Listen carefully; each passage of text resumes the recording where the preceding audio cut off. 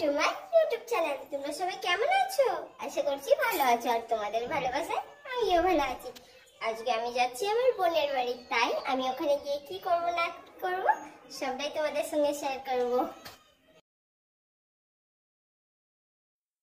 দেখো ফ্রেন্ডস, পৌঁছে গেছি বোনের বাড়িতে। বোনের বাড়িতে গিয়ে ঢুকতে না ঢুকতে দেখছি বোনের হাজব্যান্ড হালাই করা হয়েছে, মানে আজকের দিনের জন্য, শুধু একদিনের জন্য হালাই করা হয়েছে, রান্না করছে। আমি ওকে মানে দেখাচ্ছিলাম বলে বলছি বাবা। তারপরে এই যে হচ্ছে আমার ভাসুরজি হয়, ও আমার ক্যামেরাম্যান বা ইউটিউব পার্টনার দুটোই। আর তারপরে আমরা গিয়ে ভেতরে গেলাম, দেখছি বোনের ছেলে বলছে মাসি কি এনেছো। তারপরে ওর সঙ্গে একটু কথা বলে বোন আমাদেরকে মুড়ি টুড়ি খেতে দিল। মুড়ি টুড়ি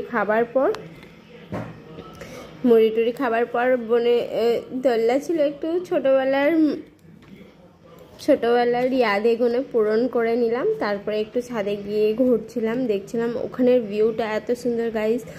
যাদের ছাদের উপরে আম গাছ থাকে কি সুন্দরই না লাগে যখন আমগুলো বড় হয়ে যায়, কিছু গাছে উঠতে হয় না, কিচ্ছু না, টুকুন করে যাও ওর উপর থেকে পেরে নাও।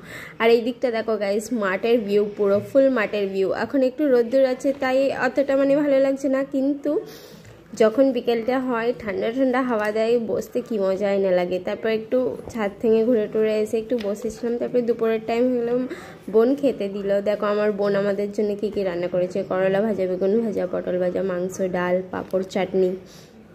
তারপরে আমরা খাচ্ছিলাম, খেতে খেতে কথা বলছিলাম, কথা একটু গল্প টল্প হলো। তারপরে একটু বসেছিলাম, বসার পর এই খেতে পাচ্ছে না তাই বসে আছে, নাটক করছে। বোন বলছে খেয়ে নাও, বলছে আমি আর খেতে পারবো না। আমরা খাচ্ছিলাম, খাবার পর বোন বলল দই খাবি দিদি, তো দইটা এনে সবাইকে দিল। দই খাবার পর সবাই মিলে বসে গল্প করছিলাম। আমরা সবাই বাড়ির গেছিলাম, মানে আমার যা, আমার ভাসুর জায়ের ছেলে মেয়ে, আমি, আমার হাজব্যান্ড, আমার ছেলে মেয়ে, আমার শ্বশুর, সবাই গেছিলাম। আমার শাশুড়ি মা নেই, শাশুড়ি মা গত 4 বছর হয়ে গেল মা মারা গেছেন, তাই জন্য মা ছিল না আমাদের সঙ্গে। আমার ভাই গেছিল আমার সঙ্গে, সবাই মিলে গিয়ে ঘুরে এলাম। তারপরে